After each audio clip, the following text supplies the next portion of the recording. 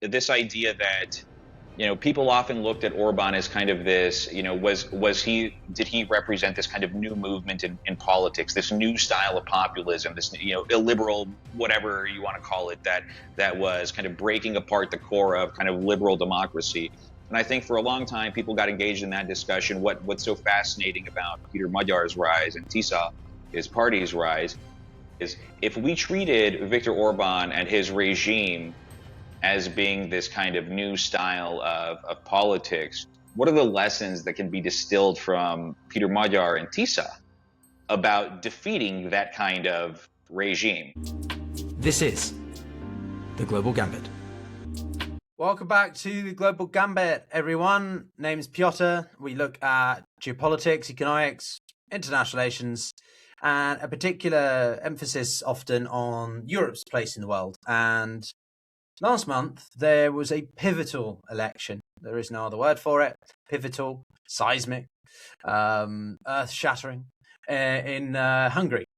Peter Magyar beating Viktor Orban, the long-standing leader, some people call him autocrat, who've been in power for 16 years. And Peter Magyar won a landslide, taking over 66% of the legislative body, forget the name of it, his party winning that number of seats. And since then, there's obviously been a transition of power. People were worried about the implications of that. Would Orban try to not accept defeat, concede? Would there be a challenge? But no, he did. And it's been relatively smooth sailing. And as of yesterday, the European flag has been flown up again above the parliament, above the key buildings within Budapest for the first time in a while. Peter Magyar was officially sworn in. As some of you may know, I recorded a video on the night and it went mental, with lots of you watching and taking a big interest in Hungary because it carries a lot of significance for the rest of Europe, NATO, Ukraine, and so on. But someone who has covered Hungary quite a lot and knows far more than I do is Benjamin Novak, or Ben, who is a consultant and former journalist at the New York Times, who has covered extensively Central Europe, democratic backsliding, Viktor Orban, and, well, the Visegrad group, shall we say. Ben, it's nice to have you with us, and also pertinent, I think, given the timing. What were your feelings yesterday, past couple of days, as we saw Peter Magyar officially take over? Oh, well, thanks for having me on. Well, my feelings were astonishment that the transition had gone, smoothly considering the circumstances. I was not so surprised that Peter Magyar won. I mean, the signs were on the wall. Whether or not Viktor Orban or Fidesz chose to acknowledge those signs going into the elections is a completely different topic. But it seemed to me the past 4 years, Fidesz was in a pretty bad place. And the arrival of Peter Magyar on the political scene in 2024, early 2024, presented a completely new opportunity. It changed the political landscape entirely. So since about 2020, I think we hit peak Orban in 2020, both in terms of his effects on Europe and his ability to kind of govern Hungary responsibly as kind of a steward of the people. We see that COVID and also his various machinations on the European stage had created a situation in which he suffered from a tremendous lack of credibility domestically, and it was palpable. It could be sensed by many Hungarians, and the kinds of conflicts, scandals that we saw emerge in Hungary in recent years, they all pointed at a direction that they've kind of lost it. They kind of lost that ability to at least project the sense that they were credible stewards of Hungary, and that Viktor Orban was this guy who actually knew what he was doing.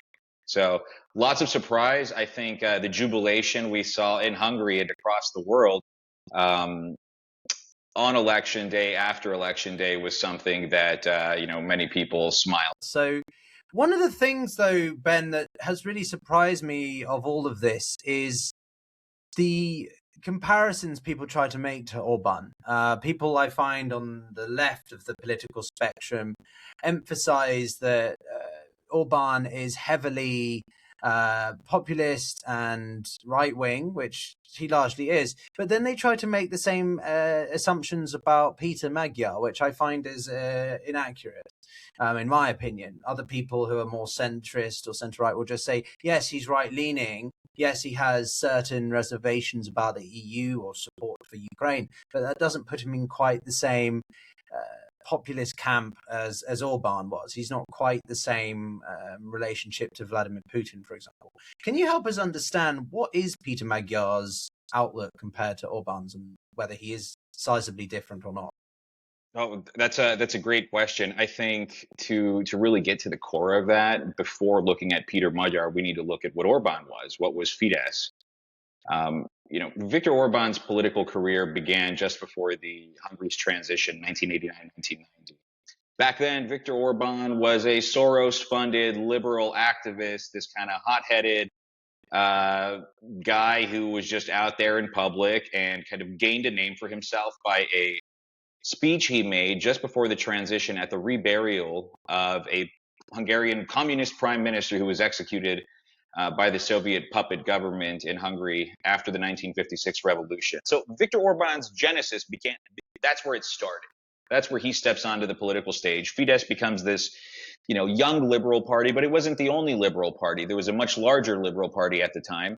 And at Hungary's first democratic elections, Fidesz didn't do too well. Viktor Orban didn't do too well.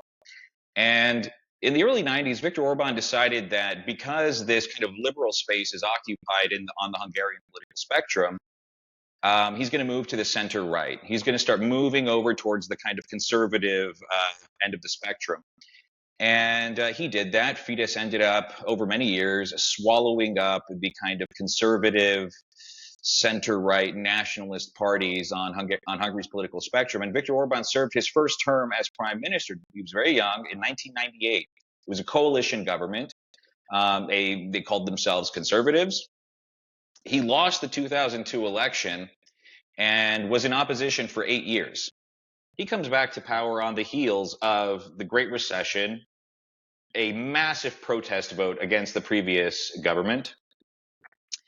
And he wins, according to Hungary's then election rules, a 2/3 constitutional supermajority in Hungary. So that's the kind of the modern Viktor Orban we talk about. This is when he comes back to power. He comes back with this tremendous democratic mandate. And what does he do? You see this kind of ideological rejection of the post-transition kind of liberal promise, right? The opening up of economies, free markets, democratic pluralism. And he says that from now on, we're going to put everything in service of the nation. The nation becomes, so this is where Viktor Orban becomes hardcore nationalist, really leaning into this Hungarian, or his kind of definition of whatever Hungarian nationalism means. And putting that aside, how did that manifest itself in how the state operated? New constitution, new election laws, everything was changed according to the whims of one man, one political party. And so the 2014 was the next election. After that, 2018, 2022. Each of those elections and the wins that Viktor Orban had in those elections were the product of the election laws that he wrote to keep his party in power after 2010. We just look at the United States recent elections and see like the extent to which political parties have milked some version of what was happening with migration causes and, the kind of social discontent that was happening around it. Beyond that, beyond these very flashy big topics, Viktor Orban, I am not entirely sure why people keep calling him right wing. These terms mean very different things to very different people. I mean, here is a guy who has persecuted the pastor that married him, the pastor that baptized his children, persecuted him because this guy would not take the knee to the regime. He has, an infamously corrupt regime that he ran. And it seemed to me that this notion that many analysts and commentators in the West have about Viktor Orban and his, right-wing or conservative populism has more to do with people not really being able to understand or describe the features of that regime that make it so. I mean, in my many years of reporting in Hungary, one of the things that I realized was that this is ultimately a nihilist regime. There is no kind of set ideology. There's a lot of slogans, but you don't see that ideological consistency. We move on later, and we see that Viktor Orban became this kind of champion of the culture wars, right? The no gender. He was, very much against the kind of woke issues. Newsflash: we don't have gendered pronouns in Hungarian. Like this isn't a thing in the Hungarian language. These issues were not prevalent in Hungary. I've lived in many places. Budapest Pride was never anything like a pride that you saw in any other Western country, even before Orban. It was not this. It was quite conservative, I would say, compared to things. So these culture war issues never appeared in Hungary in the way that Viktor Orban, wants people to think they did. But I think what he was looking for were these opportunities to kind of create a lowest common denominator between himself, his regime, and movements outside of Hungary, political movements, political parties outside his country, to create these kind of forge these ideological or things that appear to be like ideological alliances. No, he would try to stoke nationalistic tendencies by finding external issues to blame or to leverage as a source of outrage and Well, yeah, as a source of political capital. Yeah. I mean, it's to those who not too many people are aware of Hungarian history, like the kind of nuances of Hungarian identity, national identity. This idea of Hungary being anti-imperialist, and Hungarians deriving a great sense of identity and virtue from standing up to the Russians. Viktor Orban's first speech when he made his appearance on the political stage in 1989, one of the things he said in that speech was he demanded that negotiations be commenced so that the Soviet troops stationed in Hungary would leave Hungary. Yeah. Compared to Viktor Orban's later years, to this latest manifestation or metamorphosis of who he was, Viktor Orban, or Hungarian conservatism, or Hungarian politics. But you see this happen across all aspects of how he engaged with the public and what he was trying to cultivate. Viktor Orban conceded defeat before the vote count had reached 50%. Yeah. He didn't even try to keep hope alive among his voters to say, oh, let's wait until the final votes count come in. There was tons of cheating in this election by Viktor Orban's party, as there has been in like the previous elections. The state was weaponized against opposition parties. And back to where does Peter Magyar come into this situation, and what is he? Yeah, what kind of politics does he? How does he compare to Peter Magyar, which is what we were starting. Peter Magyar is the ex-husband of Viktor Orban's ex-justice minister. He was a kind of young Fidesz supporter throughout his life. Comes from a kind of Hungarian political elite family. I think his godfather was a president of the republic a couple decades ago after the transition. So he has all the characteristics of a guy who came from I don't want to say like this elitist background, but very much like dialed into the political scene. Whose wife was even a justice minister in the regime. So when Peter Magyar steps onto the scene publicly in early 2024, he represented what was perhaps, given his proximity, his ex-wife, given his place. He even served in the Hungarian government as a diplomat. First elite defection at a time when Fidesz was already struggling with its own credibility. What do you think that means for Hungary then?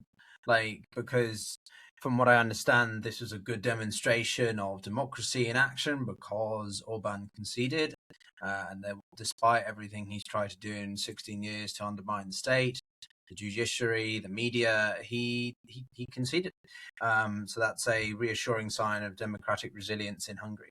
But simultaneously, does it demonstrate that Hungarians tend to prefer a more centralized form of governance, similar to sort of Russia, on a much lesser scale? But perhaps they don't want elections quite as often. They just want economic stability, as long as the job corruption isn't there, economic reforms are being done, improvement in whatever different programs is there, then they don't mind whether the person stays in power for a slightly extended period of time compared to other countries.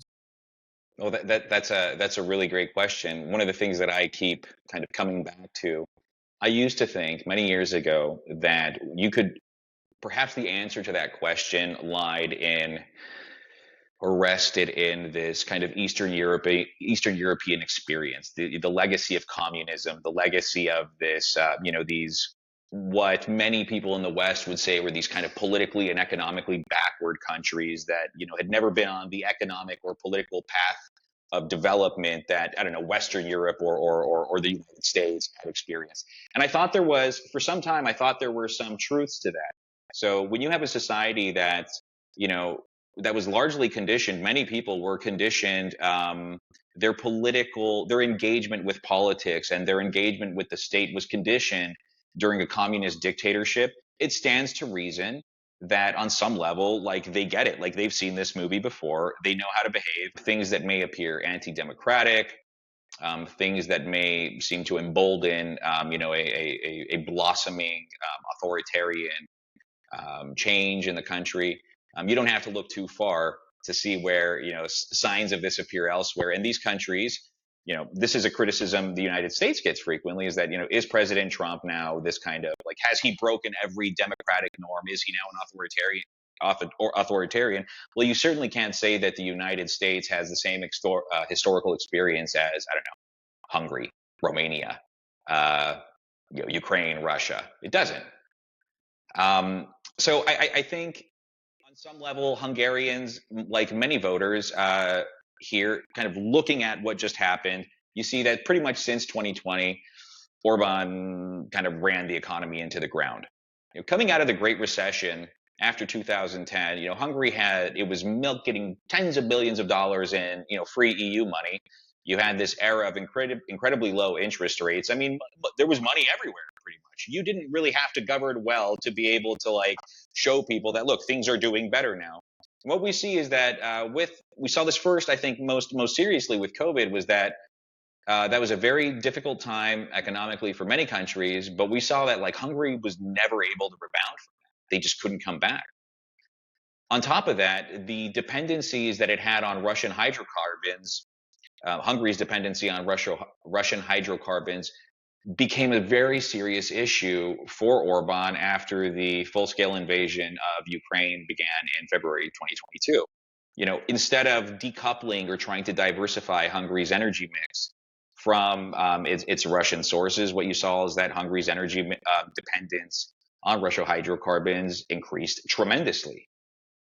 And all of these things kind of snowball. So you see that at a time with Hungarians who have this kind of distrust of Russian imperial aggression, at the same time see their government is doubling down, doing anything it can to make virtue of this dependency on Russian energy at a time when the economy is already falling apart. Yeah. I think this doesn't say so much about what is it that people want as much as it is what is it that people get tired of at a certain point. And I think in Hungary's case, this was one of the things is that Viktor Orban, it appears either forgot, didn't know how to, didn't understand how to, or simply wasn't interested in actually doing politics that improved the lived experience of many Hungarians. So Peter Magyar's party, Tissa, it's a very, very big tent. Very, very big tent. So I mean, you see the whole kind of spectrum of kind of political views appear in that voter base. They went from being a zero party, they didn't even exist in 2024, to having just over 70% of the seats in Hungarian parliament. Yeah. So within the span of 2 years. It reminds me of Emmanuel Macron's En Marche in 2017. And representing just a difference of options, not so much because people really love everything about the guy, but because he did a very thorough job. I mean, this is Maguar now, not Macron, but he did a very thorough job of going to every constituency or region equivalents and emphasizing that what is it you want Hungary to be about? What is it you want Hungary to be going towards? What's the future you have in mind for Hungary? And he was able to siphon off a significant amount of Fidesz and bring together the disillusioned voters from across the political spectrum. But did he represent this kind of new movement in politics, this new style of populism, this illiberal, whatever you want to call it, that was kind of breaking apart the core of kind of liberal democracy? And I think for a long time, people got engaged in that discussion. What's so fascinating about Peter Magyar's rise and Tissa, his party's rise, is if we treated Viktor Orban and his regime as being this kind of new style of politics, what are the lessons that can be distilled from Peter Magyar and Tissa about defeating that kind of regime? In 1989, 1990, when Hungary had its democratic transition, the Soviet Union was falling apart. That was a negotiated transition. The communists cut deals with the new so-called democratic elite. What happened in this election was Viktor Orban got spanked in his own system that he created to keep him in power. So if there was ever a revolution by the ballot box, this was that. Not the image I need right now, Benjamin. But yeah, I as I say, I want to look forward a little bit more. What are we going to expect? You mentioned about sympathy towards Putin. There's a lot of comparisons you can make to Orban as a sort of Putin light. He's gone through different phases, different personality shifts over his time in power, much like Putin has. But what do you think of what this means for the relationship with Russia? What does it mean for the relationship with Ukraine? And what does it mean for the relationship with the EU? That's a great question. What it means for the relationship with Russia, that relationship is not going to change meaningfully anytime soon. I think the energy crisis we're seeing rear its head right now as a result of this war with Iran is only going to kind of it's not exactly going to help people diversify their energy sources, or countries diversify their energy sources away from Russia. If, for instance, the Druzhba pipeline is there and can help certain countries weather this energy crisis, it stands to reason that they're not going to cut off their own foot on just on a matter of principle right now at this moment. One of the things that you might not see Peter Magyar do is engage so gleefully with Vladimir Putin as Viktor Orban had. I think you won't see Peter Magyar undermining the security of Ukraine in the way that Viktor Orban had. I think you'll see Peter Magyar engage in much better faith with the European Union than Viktor Orban had. So I do think we're going to kind of see a change here in Hungary's role within the European Union, and even in NATO. I mean, to the extent that is a thing that will continue to exist in moving forward in the near future. I think Hungary's relationship with its neighbors is going to change. It'll be very interesting to see what happens with Slovakia. Robert Tissa was a great pal of Viktor Orban, a great friend of him, and together they represented this small kind of blocking minority within the council that seemed where they could. They used their influence within the council, within the European Union, to behave in a way that was perhaps seen as advantageous to Russia at this time, security and energy issues. One of the things that happened, though, is, and then Viktor Orban really brought this back, is he started to instrumentalize, to the extent that he could, the ethnic Hungarian minorities in neighboring countries. So if you look at these, take places like Slovakia or Romania, where governments are formed on very thin parliamentary majorities, made up of coalition governments, and you have an ethnic Hungarian party that puts up, 5% of those parliaments, your ability to kind of fuel the ethnic Hungarian politics and decide and steer those politics in neighboring countries gave you a considerable amount of political clout there. I remember before Fico was elected a few years back, Orban released, I think it was over 1,000. I think it may have been 1,200 human smugglers from Hungarian jails that had been arrested for smuggling migrants into Hungary. He released them from prison in Hungary just before the Slovakian elections. And what you saw was this massive uptick in migration flows through Hungary into Slovakia. And this became a wedge issue for the Slovakian elections, and commentators, analysts seem to think that played no small role in helping propel Robert Fico back into office. So I think this very bad influence this destabilizing influence that Orban had in the region That's going to change now. No, it certainly is. The threat of democratic backsliding is not so much there. I guess my last question for you, since we've touched on Slovakia, I wanted to touch on it as well with Fico. He visited Moscow relatively recently for the Victory Day parade, which was a bit of a disaster for Putin, I think, not particularly. And then Putin has quite surprising to just say bluntly that the war seems to be winding down, and then they straight hung at Ukraine quite significantly. So what do you think is going to happen there for the remaining Russia sympathetic, or those more acknowledging of the Russian perspective, like Serbia or Romania, Slovakia? What do you think that means going forward? Slovakia too has a vote in the council and in NATO. Yeah. And these votes are when one country, a country like Hungary or Slovakia, has kind of on paper the same gravitas or voice when it comes down to the kind of formal interactions within those institutions as the United States or as Germany. You see that as Orban has demonstrated time and time again, that he will abuse that voice for political gain. Now, where Fico differs from Orban is that Fico doesn't have the kind of political support domestically, certainly not in parliament, that Viktor Orban had during his regime. And the other thing we see that with Fico that isn't like Orban at all is that Fico knows when to back down. He knows when to back down when the EU says, like, yeah, we're not going to let this slide. This is going to create an issue if you decide to pursue X, Y, or Z policy. That said, he's still out there very publicly pushing his, agenda. The immediate kind of day-to-day politics that I think will, influence the extent to which Fico has wiggle room.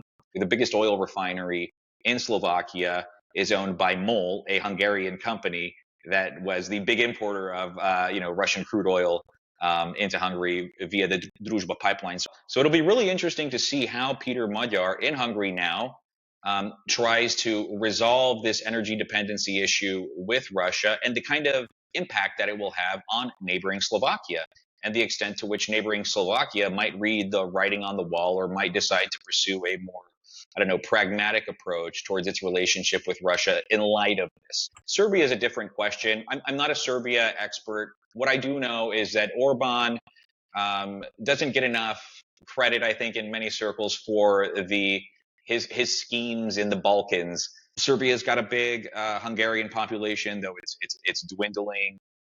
Viktor Orban has been a very close friend with Vučić. I don't know whether this relationship between the leaders of two countries will remain the same moving forward, but I certainly don't think it'll be, built on the same foundation as it had been with Viktor Orban. Look, your neighbors, you don't get to choose who your neighbor is in this case, so you're going to try to make things work. I certainly don't think that Vučić is interested in kind of like democratizing Serbia in the way that pro-democracy people would like. No. So. Well, thank you though, Benjamin. It's been an absolute pleasure getting your takes on this very thorough retrospective analysis there and deep dives on the history and bringing it into the sort of current and forward-looking developments. But be sure to get you back on for more developments over Slovakia, Hungary, the Visegrad group, of course.